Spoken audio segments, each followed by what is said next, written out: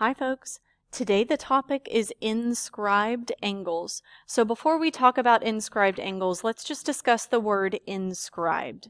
To scribe, which is the root word of inscribed, means to write, and the prefix in here means in, so inscribed literally translates to written inside something. So angles written inside something, which is good because the definition of an inscribed angle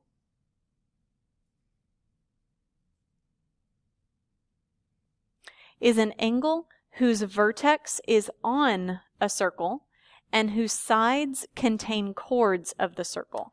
So an example of an inscribed angle in this figure would be angle DEF because its vertex is on the circle and the sides of the angle contain chords in the circle. So chord ED is contained in that side and chord EF is contained in this side. So that's an example of an inscribed angle. Notice that an inscribed angle is not a central angle. A central angle, from yesterday's notes, is an angle whose vertex is the center of a circle. So this would be a central angle. This is not an inscribed angle, so keep that in mind. They are different. The next word we want to talk about, or term, is an intercepted arc.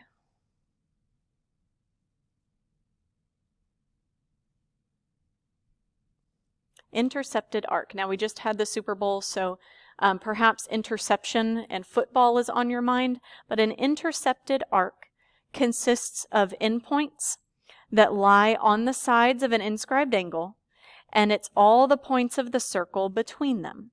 So an intercepted arc would be the endpoints that lie on the sides of the inscribed angle. So my orange is the inscribed angle. Here's the endpoints on the circle here on the inscribed angle. And then all the points of the circle between them. So this is the intercepted arc. So it's the arc that is created by that inscribed angle. Now, it's important to know about the measurements of inscribed angles. The measurement of an inscribed angle is half the measure of its intercepted arc. And the way you can remember this, and we know that it's not proper terminology to write it this way, there's no M's for measure, but the easy way to remember this is that angle equals half arc. Angle equals half arc. So let's talk about this figure again. Let's say that the central angle has a measure of x degrees. Now we learned yesterday that the central angle and the minor arc have the same measurement. So if this is x degrees, then this arc is also measuring x degrees. But now we want to talk about this arc as an intercepted arc for this inscribed angle. Notice all the vocabulary that I'm using.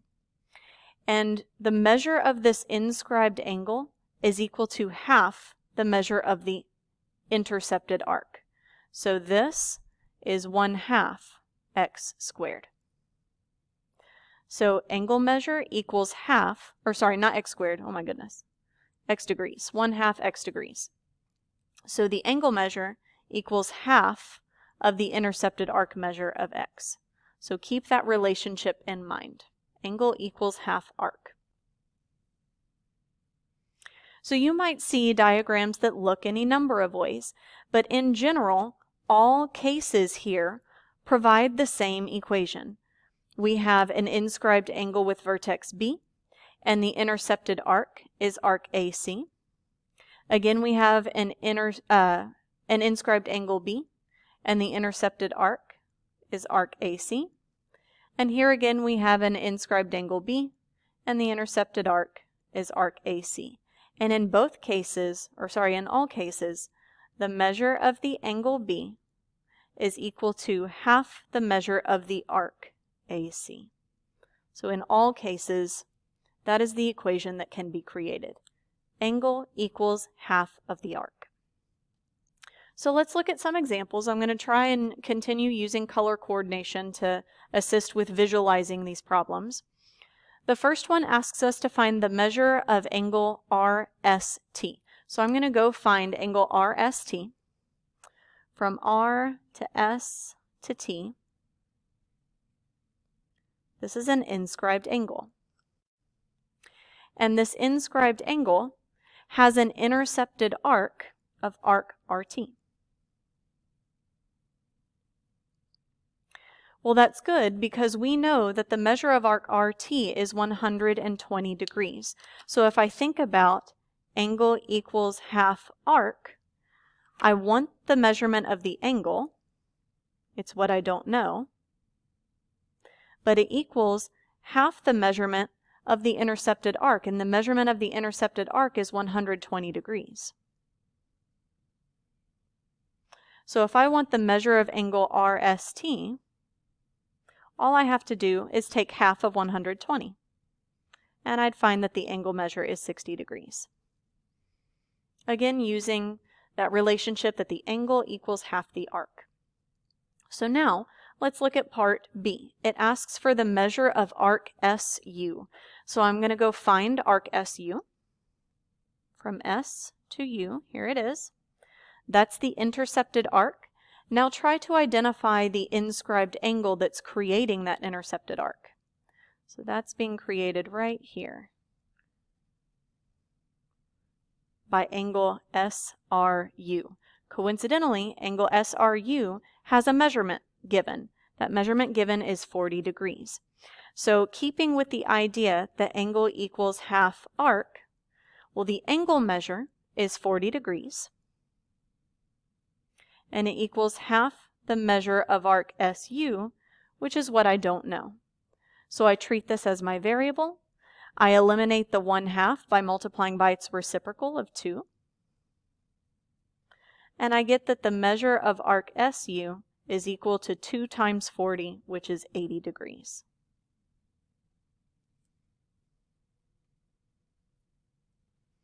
So let's scroll down to the second page.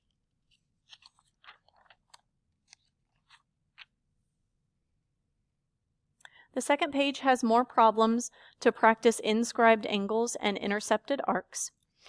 Part C asks you to find the measure of arc ADC, so I'm going to go find arc ADC.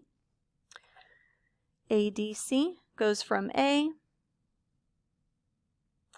to point D to point C, which is quite a long distance to travel.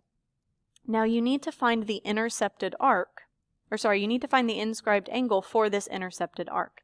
And so I notice that this angle right here, stretching out this way and this way, even though it's really wide, I still notice that it crosses at point A and point C, and this is the intercepted arc. And so keeping with the idea that the angle equals half the arc, well, the angle measure is 135 degrees. And it equals half the arc measure that I don't know. So in order to find the missing arc measure, I multiply by the reciprocal of 1/2, which is 2. And I get that the measure of arc ADC is equal to 2 times 135, which is 270 degrees. And that is reasonable because it's larger than a semicircle. It's much larger. It's a major arc. So for part D, I'd like for you to pause the video and try to find the measure of angle DAE. My advice is to go highlight it on your problem and to find the inscribed angle and the intercepted arc that go together. Pause your video. Check your work with mine before moving on. Now the relationship that the angle equals half the arc gives rise to the corollary that says if inscribed angles of a circle intercept the same arc, then the angles themselves must be congruent. And let's talk about what this looks like. So I have several different colors here to highlight the inscribed angles that are shown in the hypothesis figure. So the first inscribed angle that I see is angle ACB. And I also see angle ADB. That's another inscribed angle. And I also see angle AEB. And I notice that all of these inscribed angles are traveling through the points A and B. And those happen to be the endpoints of the intercepted arc, arc AB. Now they all have the same intercepted arc, so the corollary states that if inscribed angles of a circle intercept the same arc, like these are, they're intercepting arc AB, then the angles must all be congruent. So the conclusion based on this hypothesis is that we have angle C congruent to angle D, congruent to angle E. So we have all of these happening. That's my conclusion. Now we want to talk about why. The reason that this is the case is because the angle measure, the inscribed angle measure, equals half of the measure of the intercepted arc. Well, if the intercepted arc has a measurement of x degrees, well, half of x degrees is going to equal the same angle measure every time. So angles C and D and E are all going to have to be congruent because half of x equals the same thing for each angle measure. So that's why this corollary exists. So I'm going to move down to example 2. And example 2 is a little strange looking. So for parts A and B, before we do them, I want to go ahead and mark the information that's given to us. So the first thing we're given is that the measure of arc AD is equal to 86 degrees. So I have points A and D, and this arc right here, this is 86 degrees. I'm also given that the measure of angle A is 60 degrees. So this right here, that is 60 degrees. So those are the things that I am given. And based on those things that I am given, I should be able to find other information. So if I'm given an angle measure, I should be able to find an arc measure as well. If I'm given an arc measure, I should be able to find an angle measure as well. Now part A asks me to find the measure of angle DEC. So angle DEC. This is what I'm asked to find. This is neither a central angle nor an inscribed angle. So angle equals half arc by itself is not going to give us the information that we need. But I'd like for you to pause your video and see if you can find any other missing pieces of information that you can gain just by knowing these pieces of information. So pause your video and try to get some extra information out of those. So from the relationship that the angle measure equals half the arc measure, I can get the measurement of this angle right here, of angle B. So if the angle measure equals half of the arc measure, half of 86 degrees is 43 degrees. So I have the measure of angle B. I also know that this angle measure 60 degrees equals half of this arc measure. So if I take 60 and multiply by 2, I get 120 degrees. So I have those bits of information. I also notice that right here from A to E to B, we have a triangle. And we know from past lessons that the sum of the interior angles of a triangle is 180 degrees. That's the triangle sum theorem. So if this is 60 degrees and this is 43 degrees, then what's left over here has to be 77 degrees. 60 plus 43 is 103, and 180 minus 103 equals 77. So the measure of this angle right here is 77 degrees. And I know it's hard to see that. But that's great because what that means is that we have this angle measure and what we need is this angle measure. And tell me about this pair. This pair happens to be a pair of vertical angles. And by the vertical angle theorem, we know that these two angles are congruent. If this is 77 degrees, then the measure of angle DEC must also equal 77 degrees. And this is by the vertical angle theorem.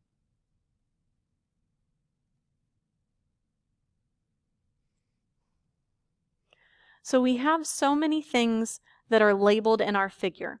The last problem here asks for us to find the measure of angle ABD and the measure of arc BC.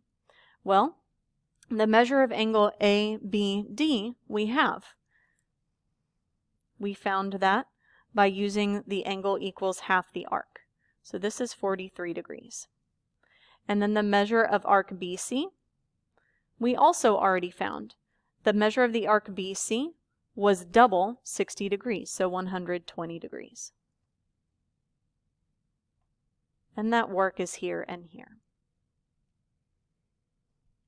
So let's move to our last page of the notes today.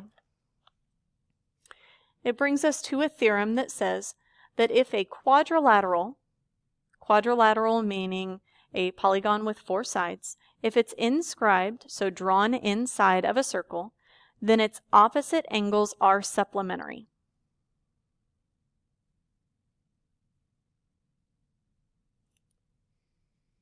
So let's talk about this. We have a hypothesis with a figure, a circle with a quadrilateral inscribed. Notice that when you inscribe a polygon in a circle, its vertices will touch the circle. So A, B, C, and D all are on the circle. So the conclusion is that opposite angles are supplementary. So let's make that conclusion. We have angle A and angle C. Those are opposite angles. And if I add them, they should equal 180 degrees. That's the definition of supplementary. So we have that pair of supplementary angles. We also have this pair of supplementary angles. The measure of angle B plus the measure of angle D must also equal 180 degrees. That's what it means to be supplementary. So let's talk about why that is. The reason is related to these inscribed angles and the arc measures. So let's talk about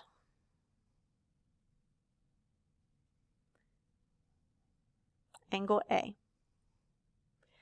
Angle A is an inscribed angle with an intercepted arc of arc DCB.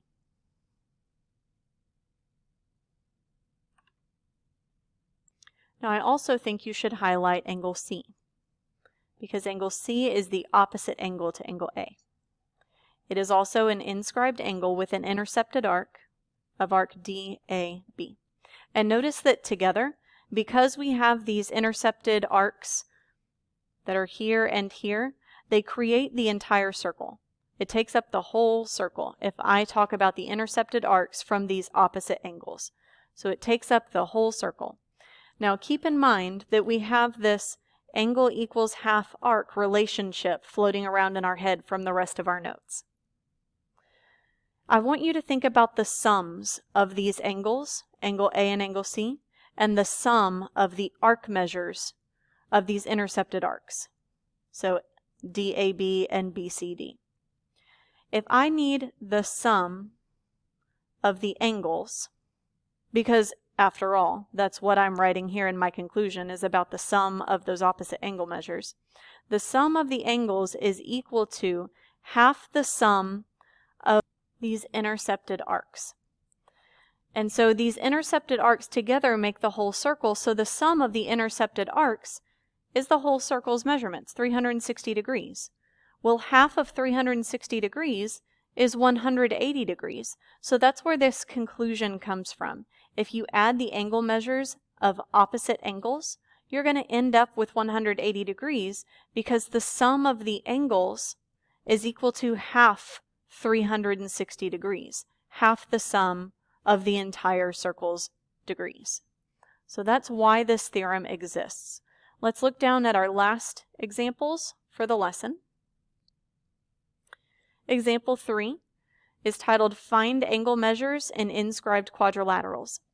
So part A says find the angle measures of PQRS.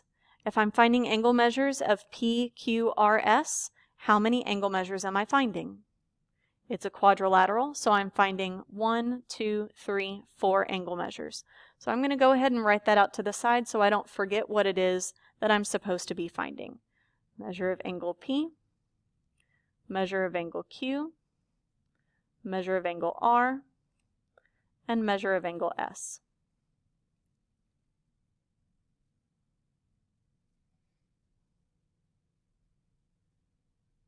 There we go. So let's talk about what we have. We have 6y plus 1 here. We have y squared plus 48 here. We have 10y plus 19 here, and then we don't have anything here. And so since we don't have anything here, I probably will not be starting off using the pair of opposite angles, angle Q and angle S, because I don't know anything about angle S. But I do know expressions for angles P and R. And because these are opposite angles of the quadrilateral, I know by that previous theorem that these opposite angles are supplementary. So I can create the equation that 6y plus 1 plus 10y plus 19 is equal to 180 degrees. If I complete the algebra here and combine my like terms, I'll have 16y plus 20 equals 180. Subtracting 20, I get 16y equals 160. And dividing by 16 gives me a y value of 10. So now, my job is to go substitute 10 everywhere I see y. So 6 times 10 is 60, plus 1 is 61 degrees. That's the measure of angle P.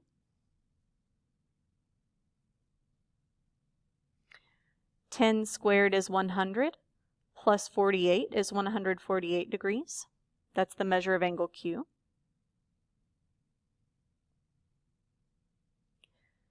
Ten times 10 is 100, plus 19 is 119 degrees. That's the measure of angle R.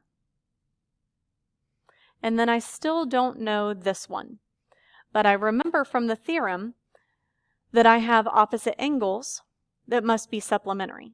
So 148, the measure of angle Q, plus the measure of angle S, whatever it is, must be 180 degrees. So if I do the subtraction, I have the measure of angle S equals 32 degrees. And you can double check that your answers are reasonable by making sure that the sum of these opposite angles is 180 degrees and the sum of these opposite angles are also 180 degrees. So the last problem today asks you to find the angle measure of quadrilateral JKLM. So again, I'm finding the measure of angle J, angle K, angle L, and angle M.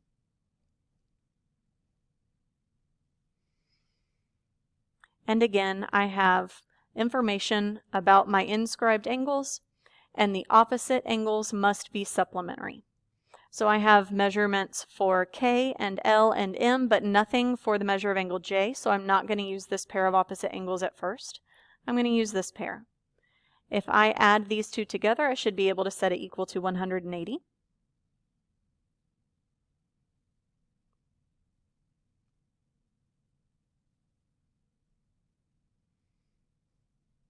I should be able to do my algebra and have 10x plus 20 equals 180. Subtracting 20, I get 10x equals 160. And dividing by 10, I get x equals 16. And I'm not interested in the x value. I'm interested in the angle measures. So what I need to do is take 16 for x and substitute it, finding each of the remaining angle measures. So I'd like for you to pause your video and try to find each of the remaining angle measures in the quadrilateral. So for the measure of angle M, 4 times 16 is 64, minus 13 is 51 degrees. 180 minus 51 would give me my measure of angle K, but I could also take 16 and substitute it for x, and I'd end up with 129 for the measure of angle K. Good built-in checks here to make sure that it works. Substituting 16 here, 9 times 16 divided by 2 is really 9 times 8, which is 72. So that's the measure of angle L. And then angle J we didn't have an expression for, but I know that it's supplementary with angle L. And so if angle L is 72 degrees, 180 minus 72 is 108 degrees for the measure of angle J. So in summary, you've learned about the relationship between inscribed angles and their intercepted arcs, that the angle measurement equals half of the arc measurement. You've learned that if inscribed angles of a circle intercept the same arc, then those angles must be congruent to each other. And you've also learned that if a quadrilateral is inscribed in a circle, then the opposite angles must be supplementary.